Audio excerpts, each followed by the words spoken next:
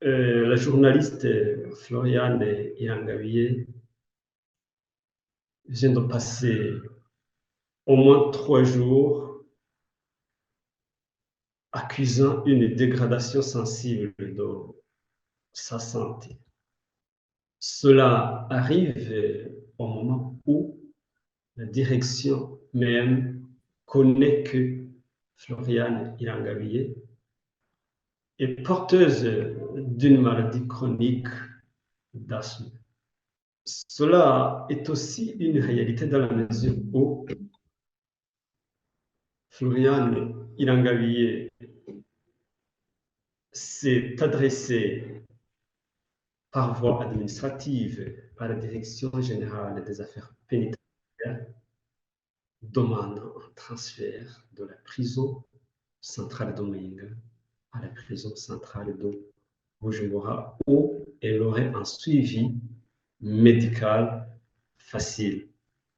Malheureusement, la prison centrale de Muyinga, la Direction générale des affaires pénitentiaires ont fait la sourde oreille, ont fait preuve d'une imperméabilité absolue face à son cas qui risque d'emporter sa vie. Au sein de l'organisation ESDDH, nous avons des inquiétudes et des inquiétudes fondées dans la mesure où on a assisté à une amère expérience qui est arrivée à certains détenus, notamment à certain Jean-Claude Ndoyezou, qu'on a laissé à l'intérieur de la prison au moment où le médecin soignant à l'intérieur de la prison de Nimba l'avait référé vers les structures sanitaires spécialisées pour y subir des soins. Malheureusement, on l'a laissé à l'intérieur de la prison. Au moment où il était à l'agonie, alors on l'a acheminé vers l'hôpital Prince Jean-Charles. Et sa vie n'a pas fait long feu, il est mort presque dans le même jour. Cela a été aussi une réalité pour Jacques Bihozagara. Lui, il serait mort même avant d'arriver à l'hôpital. Il serait mort en cours de route.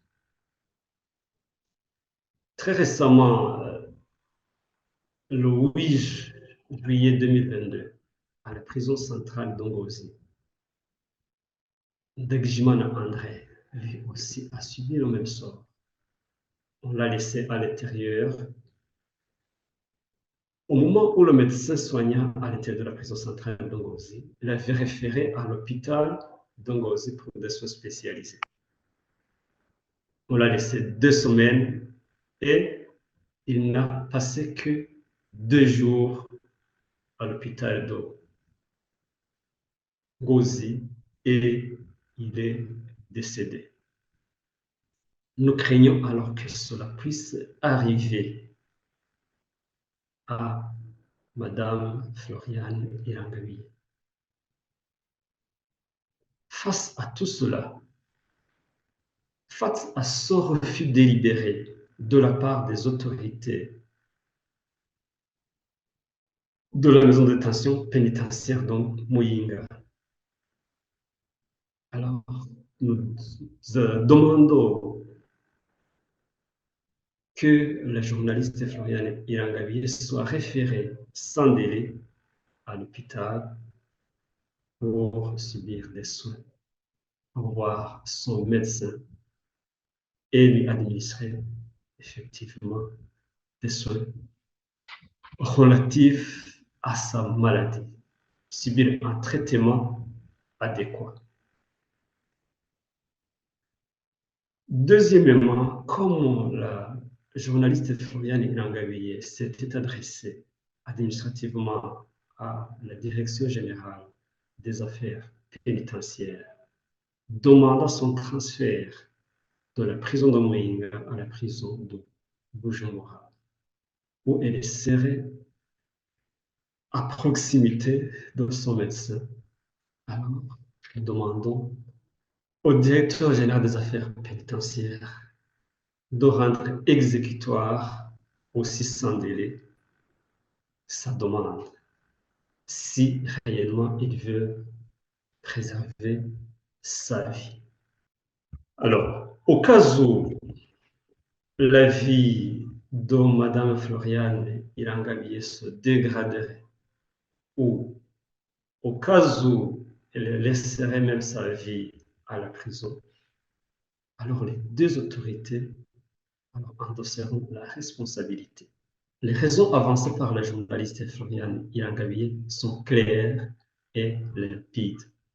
Toute autorité pourvue de valeurs humaines, toute autorité pourvue de moralité, toute autorité éprise de justice, alors rendrait exécutoire sa demande.